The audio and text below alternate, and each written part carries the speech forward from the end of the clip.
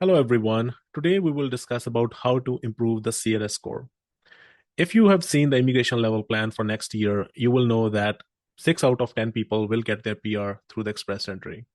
And in express entry, the most important criteria is that higher the CRS score, the higher are your chances that you will get selected, right? Specifically, if you're not qualified into any of the category-based draws, your chances of getting PR hinges on having a high CRS score and Canadian experience. So we will be talking about that. And along the way, I will actually demonstrate you through the CRS tool how you can improve your score and also maybe bust few of the myths where some people say if you have an accompanying spouse, you will reduce score. Yeah, that may happen, but not always. And before that, let me introduce myself. My name is Sandhu. I'm a CICC licensed immigration consultant based out of Ontario, Canada. And here's a disclaimer. So this is only for informational purposes and does not constitute legal advice. If you want one, you can always consult an immigration practitioner, an RCIC, or an immigration lawyer. So without any further ado, let's look into the CRS criteria. If you see that the total points in CRS is 1200, right? So how are these points divided? So first is, if you see there's an A criteria, there is a B, and then there is C and D, right? So we'll talk about each of them. If you look at the A, which is the core human capital factors, if you are without a spouse, right? So the total score for age, level of education means whether you're grade 12 or bachelor's, master's, and things like that, it will be 150. Official language scores and Canadian work experience, right? So maximum you can get is 80 points for that. And if I add all of this, right, without the spouse, the total would come to 500, right? So 500 out of 1200 is just based on these factors. Then there are spousal factors as well. Now, let's say you have an accompanying spouse, right? In that case, instead of these 500, your score would be out of 460. So these are the ones like 100, 140 is the maximum in level of education, Canadian experience, work experience, you maximum can get is 70. But those 40 points which are lost from the human capital factors are given to the spousal common law factors, right? So these are those 40 points. If you remember, this was 500, and if you look at these is basically 460. So now 460 plus 40 again come to 500. So A and B together is always 500, right? Now, if you have a accompanying spouse, then the level of education points are 10, official language proficiency is 20, and Canadian work experience is 10. Just based on this itself, I can give you right now that if your spouse has a master's and if their spouse has a CLB 9, so they will anyway get 10 plus 20, 30 score out of 40 anyways, right? So it's not always that your unaccompanied spouse will lower your scores. If he or she has a good language proficiency and level of education is master's, they will get the full points, right? And if they have Canadian work experience, even 1 year of Canadian work experience in tier 0, 1, 2, 3, they will get additional 5 points out of 10. So, that's the most important thing. Then another factor is skill transferability factors. Now, this is very interesting as well, right? So skill transferability factors, the maximum is 100 points, right? And how they have divided that is it could be based on the education and a combination of your language scores and a combination of Canadian work experience. So the maximum you will get in the education sub criteria would be 50 points. And then there are scores for the foreign work experience. Now, imagine, let's say you came directly after grade 12 and you did 2 years of education in Canada, right? And you don't have any foreign work experience. So this factor, right, is not even applicable to you. So you will not get any point out of these 50 points, right? So you are only left with these 50 points and you have to maximize whatever you can out of these 50 points. So that's why even a 1 year of foreign work experience will be very beneficial to you, right? Then there is also certificate of qualification. Now, this is only relevant to those who have, for example, in trades. For example, somebody becoming a plumber, they might get a certificate of qualification or any of the other trades as well, right? So there are many trades, and if you can get a certificate of qualification, you may get up to maximum 50 points. But all these three, like education, foreign work experience, certificate of qualification, the maximum you can get is 100 points out of that. You cannot get more than 100 points in this criteria. And the last factor is additional factor. So if you see here, A plus B plus the C, as it's mentioned here, A plus B plus C is maximum 600 points. And then you have additional points, which is maximum 600. If you get a PNP nomination, of course, you will get 600 points right there. Then all of the other things become redundant anyways. If you have a brother or sister living in Canada who is a Canadian or a permanent resident and above 18 years of age, you may get 15 points. French language skills, right? This is very interesting. So you may maximize your language scores in English, which is CLB 9. And even if you have CLB 7, right, in French, you may get up to 50 points right there. Plus, there are some additional points for also second language. So you will have the benefit of that, right? Then post-secondary education, you may get up to 30 points, right? So this would depend upon if you're a master's or a 3-year program you have done in Canada, you will get 30 points. If it's a 1 or 2-year diploma, and that is a postgraduate work permit eligible, let's say, program, you may get 15 points. And then there's LMIA based job offer. If it is in tier 00, major group 00, is 200. And if it is a tier 1, 2, or 3, or any 0 other than the major group 00, then it's 50 points, right? And there is also some debate going on whether minister may even take these points away at some point in time. But right now, that is just a speculation. That's an idea which has been floating. And even Mr. though hinted at that. But as of now, there's no official announcement to this part, right?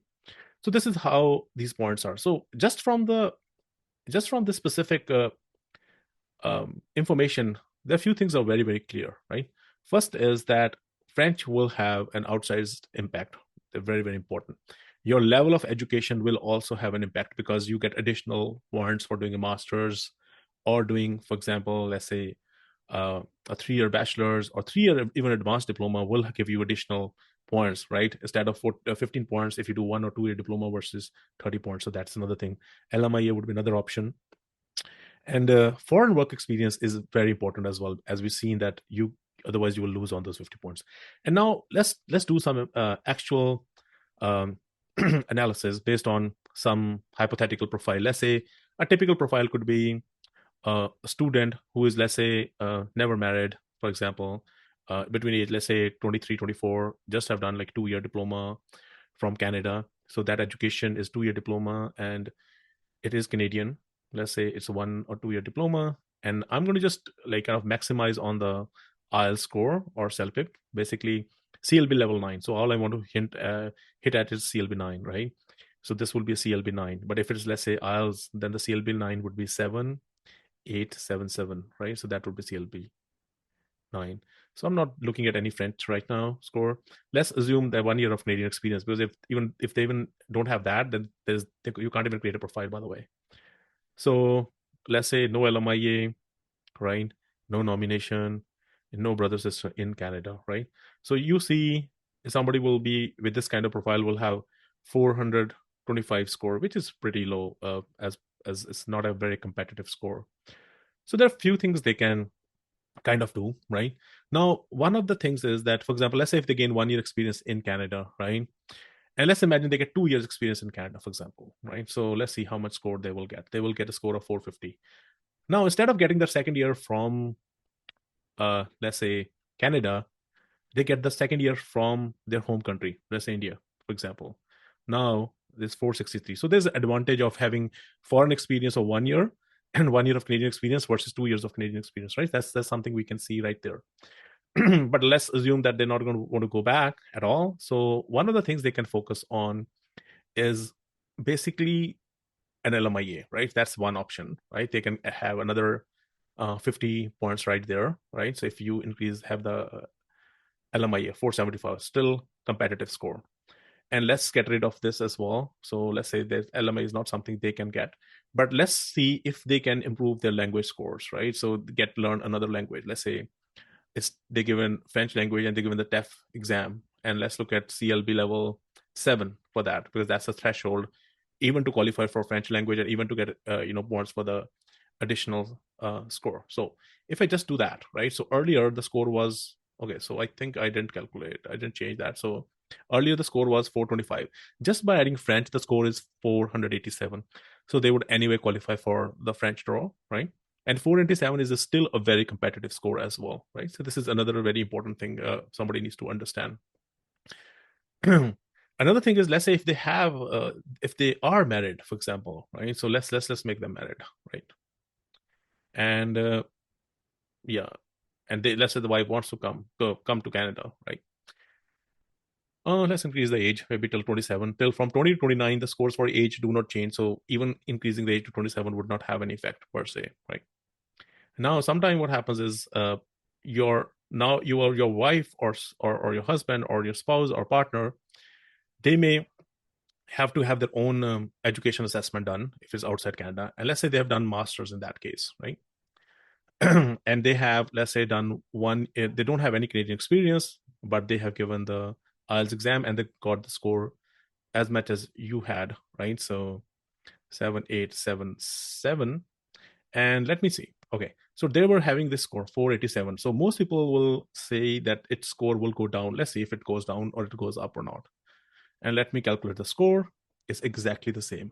So for this person, even if the spouse does not have any kind of a Canadian work experience, the score does not go down, right? It actually scores go up. And if the spouse happens to also get 1 year of Canadian experience, then probably the score will increase even further by 5 points. So in a way, adding a spouse would have been a beneficial thing for this specific person, right? So what we have kind of inferred from this is that if your spouse has, let's say, masters and have really good language scores, the chances of your score getting reduced is very less, right? Or even if they reduce by very few points. It wouldn't matter too much in general. Having said that, you can always use this tool to actually see what will happen, what will be the impact, right? So there is no way to basically guess anything. You can actually calculate that. Another thing which we have basically discussed is that it's better to have 1 year of Canadian experience and 1 year of foreign experience versus 2 years of Canadian experience. So let's say 1 year with Canadian is now 530 score, right? Now, instead of 1 year of Canadian and 1 year of foreign experience, I make the foreign experience 0 and I had 2 years of Canadian experience. So this person's score initially was 530. And now if you see, the score would have gone down by 15 points. So it's very, very clear that how 1 year of foreign experience is far, far better. And now let's say this student is not even like a 1 year diploma. Let's say they did a 3 year diploma, right? Let's say a 3 year diploma or a bachelor's degree. In that case, what will be their score? So they will even have more score. It's going to be 551, right? So the scores increase a lot. And if you see here, French, this person got 50, and study in Canada got 30 points instead of 15. So there is also benefit of doing a 3 year program, right? So that is a advantage as well. And even though this person has no foreign work experience, right?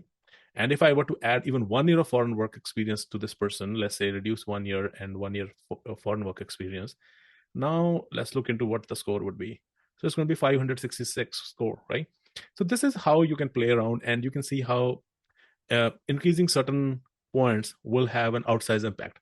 Another thing which I want to mention here is make sure that your language score is at CLB level 9, right? The moment they dip to even one level below, so there could be a negative impact, a huge negative impact as well. Let me try making it 6.5, just one of them. So we are at, how much we are at right now? 566. I have just changed one of them by just 0.5.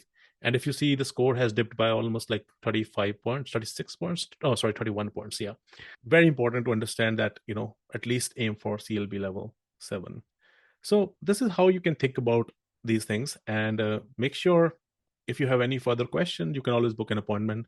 And my last ask is that make sure to subscribe to the channel, like and share, and wish you all the very best.